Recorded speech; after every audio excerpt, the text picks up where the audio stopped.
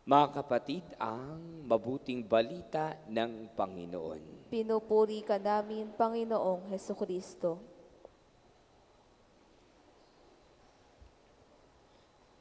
May mga nagrarally sa Hagunoy, may nagrarally sa Malolos, at ngayon may nagrarally din sa EDSA.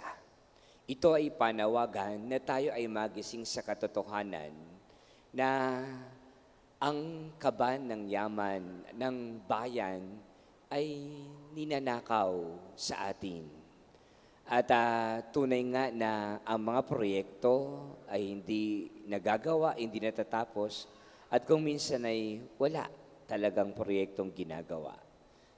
Pero ang pera, ang kayamanan ay limpak-limpak na salapi at nakabukod-bukod na kung kanino i-deliver, kung kanino ibibigay.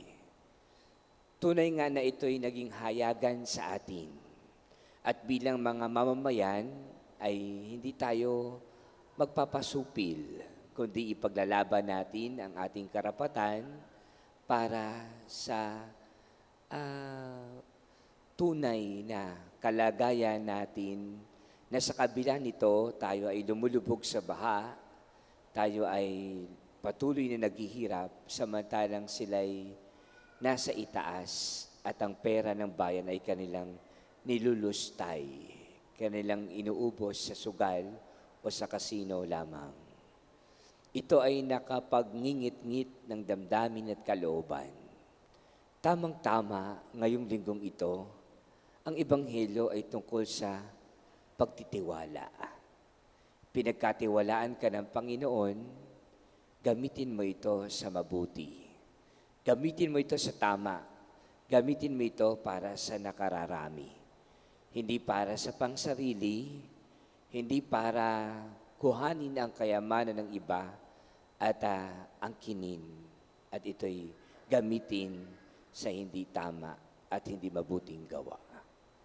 Mga minamahal na kapatid, tunay nga na tayo bilang isang simbahan sa ating panalangin at pagninilay sa Diyos nang hangad sa atin na hindi katiwalian, hindi ang panloloko, hindi ang pagnanakaw, kundi ang laging itinuturo sa atin ng simbahan ay tayo ay maging transparent sa anumang bagay, maging tapat, maging totoo sa paglilingkod.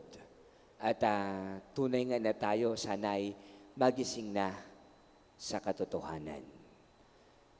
Lagi tayo pumili ng mga mamumuno at mga lider na hindi gagamitin lamang ang pera ng sambayanan na para bagang ganun-ganun na lamang. Tunay nga na lagi nating ipanalangin sa Panginoon na anumang pagtitiwala niya sa atin ay kaakibat nito'y responsibilidad sa ating mga tungkulin at gampanin na hindi ito palilipasin ng gano'n na lamang, palalagpasin ng gano'n na lamang. Dapat maparusahan ang may kasalanan. Dapat harapin kung ano man yung karampatan na sa kanila ihahatol at ibibigay. Dahil kapag hindi nagkaganon, baka unti-unti tayong kainin ng sistema ng korupsyon sa ating lipunan na para bagang tila baga tayo hindi na lumalaban at hindi na nagpapakita ng galit, ng ngipin sa lipunan sa nangyaring kapabayaan. Kaya nawa sa ating samang panalangin, tayo rin ay pinagkatiwalaan ng Diyos. Hindi lamang sa pera o kayamanan. Tayo pinagkatiwalaan ng Diyos sa buhay na sa atin ay ibinigay.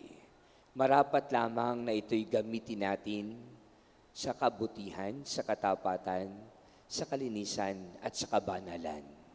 Sa tuwing tayo nagsisimba, sa tuwing tayo nagdarasal, sa tuwing tayo humihingi ng tulong sa Diyos, sa tuwing tayo kinakasangkapan niya, pinagpapala niya, binubuhay niya, mayroon tayong misyon sa buhay na ito.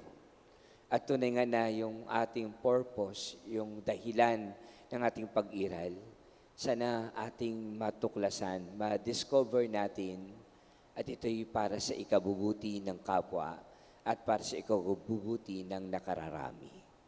Ang Diyos nakikinig, nakakakita, nakakadama ng ating mga pinagdadaanan. At sana hindi dito, hindi lang ngayon, kundi matagal na, pero salamat sa Diyos sapagkat ngayon muli tayo ay gumigising, bumabangon. Iminimulat natin ang ating mga mata sa katotohanan, hindi sa kasinungalingan, sa katapatan, sa paglilingkod na mayroong malinis na kalooban. Nawa, ang Diyos ay laging naririyan upang makinig sa ating mga dasal. Tayo at ang buong bansa ay nawa tayo ay tulungan sa ating pakikibaka na ihinto ang korupsyon sa mga namumuno para sa ating bayan. Amen.